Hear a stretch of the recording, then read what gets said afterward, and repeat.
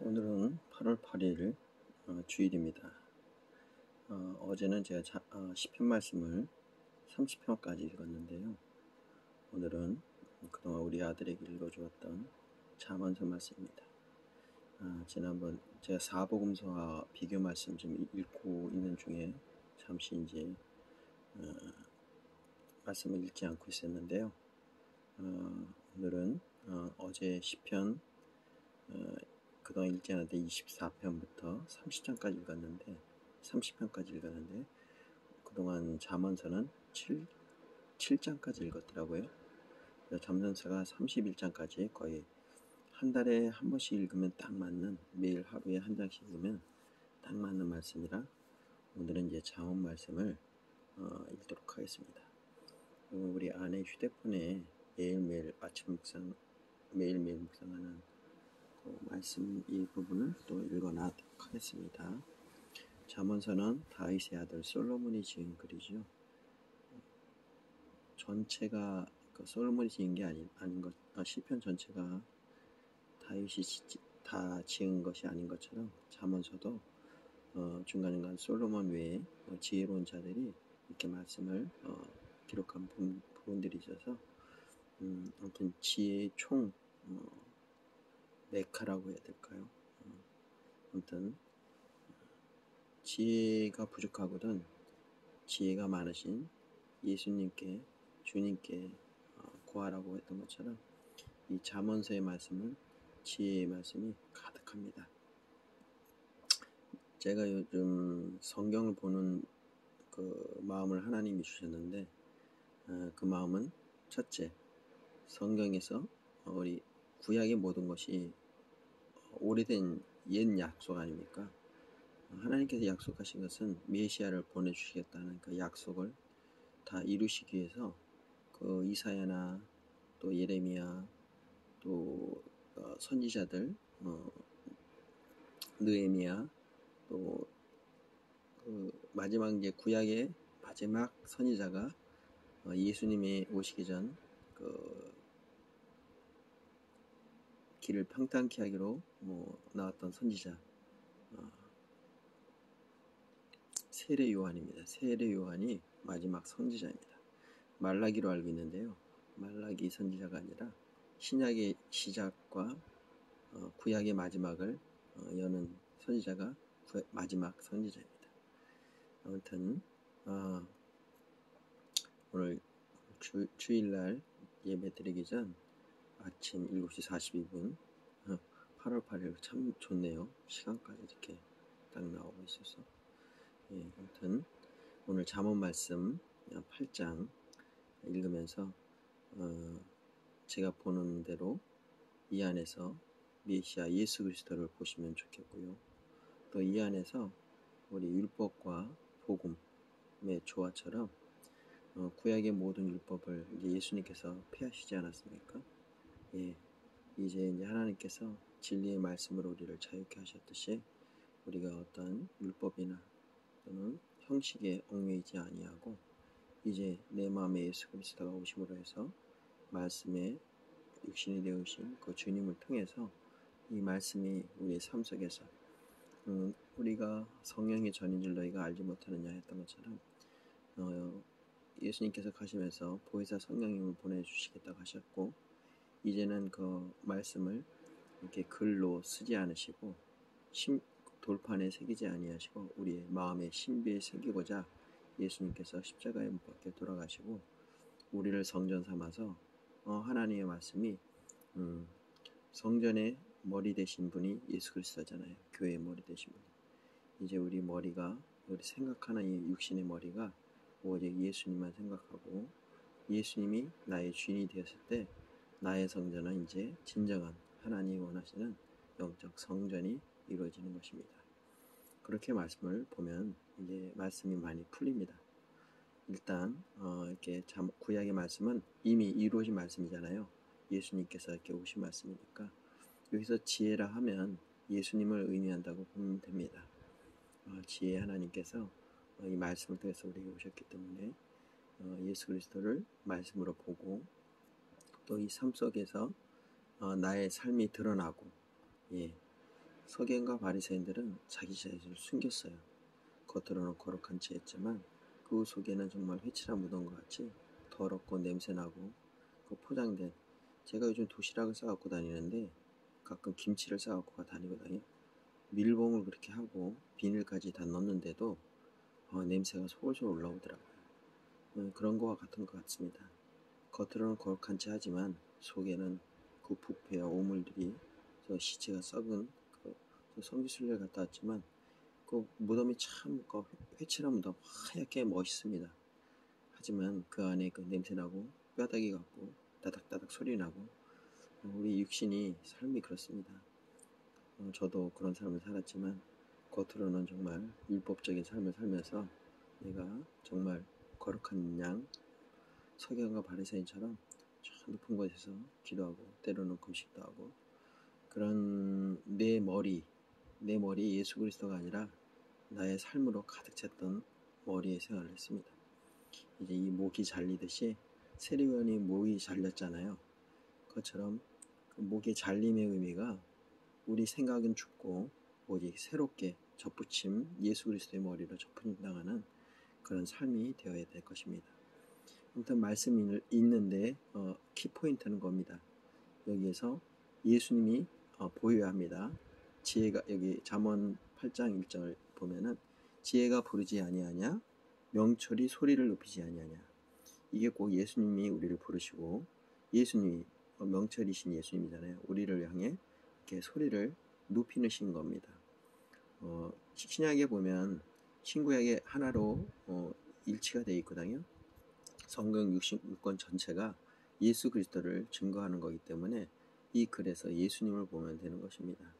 지혜가 부른다는 것은 예수님이 우리를 부르시는 거고, 예수님이 우리를 찾아오는 거 아닙니까? 우리가 찾아가는 것이 아닙니다. 우리가 꼭 예수를 믿는 것 같지만 이미 예수님께서 우리를 찾으시고 우리를 구원하시려고 강림하시는 것입니다. 나의 생각을 사로잡고 마음을 사로잡고 내 영을 사로잡아서 내가 나를 이끄는 것이 아니라 그 구약의 구름기둥과 부름기둥이 이스라엘 백성을 이끌었듯이 말씀이 나를 이끌어야 되는 것입니다.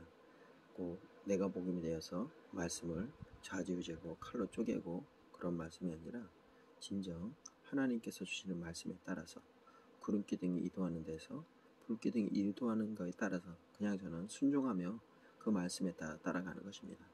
그 안에서 드러나는 나의 그 죄된 모습들, 더러운 것들이 다 드러나야 되는 것입니다.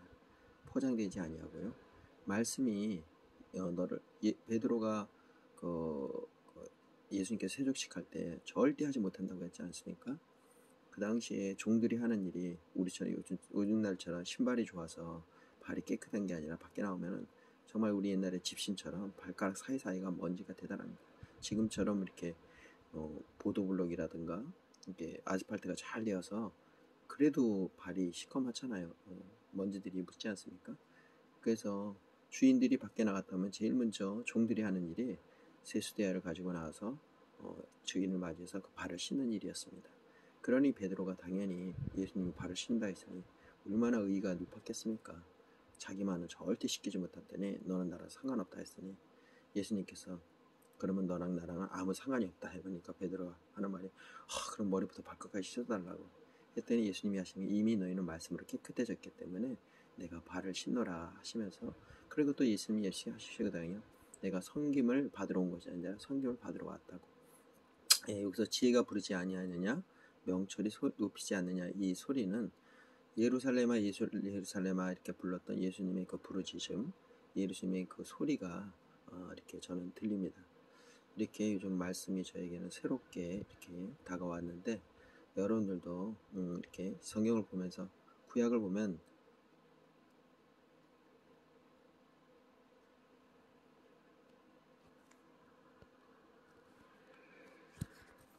갑자기 제 말씀이 그림자가 뜨네요.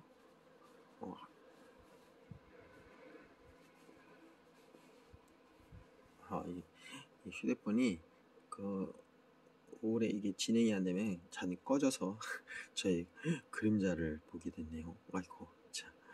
네, 아무튼 성경 보는 제가 요즘 하나님께서 주신 성경 보는 법을 여러분들에게도 이렇게 팁을 알려드린 겁니다.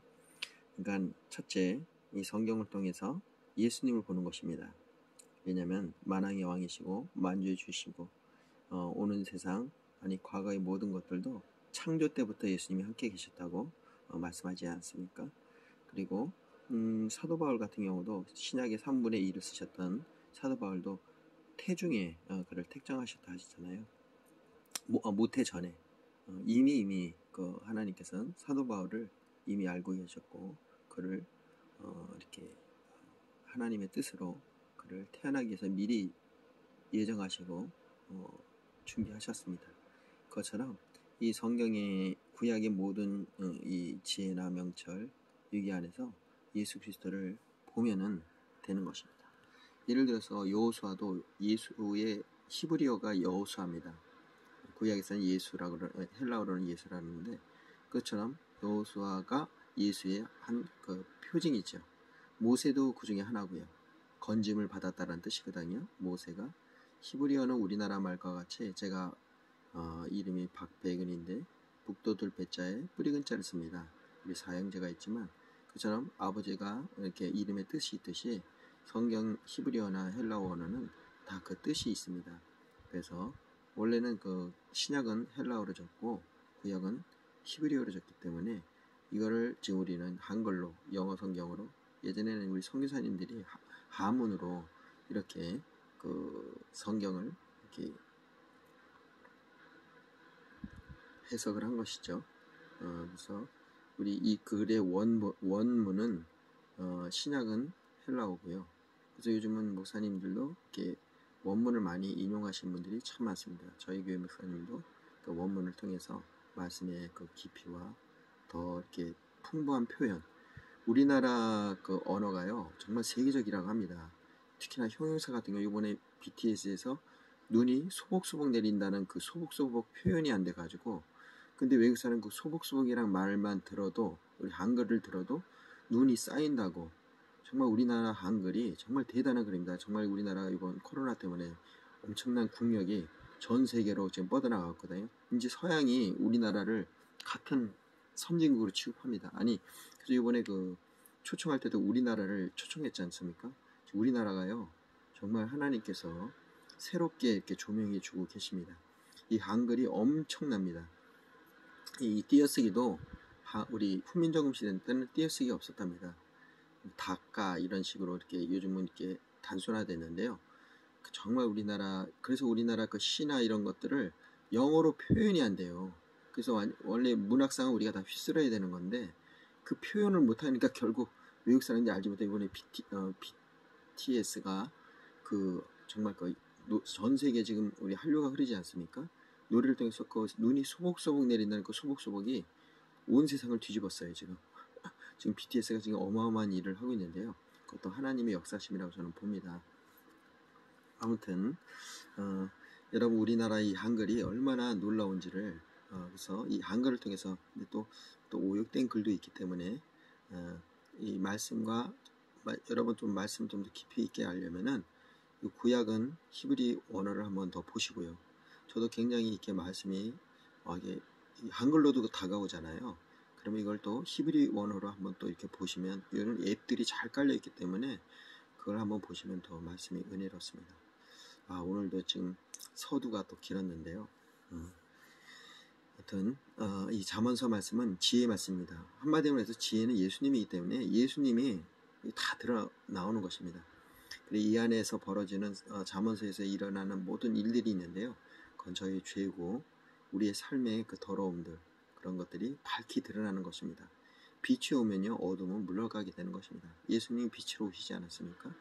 마찬가지로 우리의 어두남, 아두남 이 정말 이 잠언서 읽다 보면 정말 지혜롭지 못한 아들이라는 게 계속 나오거든요. 아무튼 우리는 정말 지혜롭지 못합니다. 그래서 지혜가 풍성하시고 많으신 예수님께 우리는 부르짖어야 합니다. 예수님이 부르짖잖아요. 지혜가 부르지 아니하느냐. 우리는 예수님께 달려가면 됩니다. 말씀 속으로 달려가면 됩니다. 그렇습니다. 다시 한번 그 성경을 보는 팁을 드리면 첫째, 성경은 메시아를 예언한 것입니다. 이미 우리는 그 메시아를 보진 못했지만 벌써 너희는 봄으로 믿느냐 보지 않고 믿는 너희가 더욱 복되도다 하신 말씀이 있는데 그것처럼 우리는 예수님을 직접 보지 않았지만 이제 보혜사 성령을 통해서 우리 마음 신비에 우리 성령의 전이 우리 신비에 언약의 법궤 안에 들어있던 만나와 그 아론의 쌍용자팡이 그리고 십계명처럼 정말 게다 우리가 불순종한 그 증거들을 거기다 하나님께서 이렇게 법궤 안에 넣은 겁니다. 왜냐면 우리들의 삶은 항상 부정적이고 또 불순종이고 아론의 쌍용자팡이도 불순종 때문에 벌어진 일이거든요. 누가 그거냐 12지파의 장들이 왜 아론만 저기냐 해가지고 그래서 그 아론 각 지파의 지팡이들을 다 모아서 그 하루 지났더니 거기 아론의 지팡이만 싹이 나고 심지어 열매가 맺히는 그 하나님이 부정할 수 없는 그런 영적 그 우리의 불충함을 보여주는 것이었습니다. 만나도 마찬가지고요. 만나도 왜 굶어 죽이는 해서 그 매일 그 아침마다 우리가 광야에서는 농사를 짓지 못하지 않습니까? 그래서 하나님 먹이신 겁니다. 불순종 또 불순종하지 않습니까?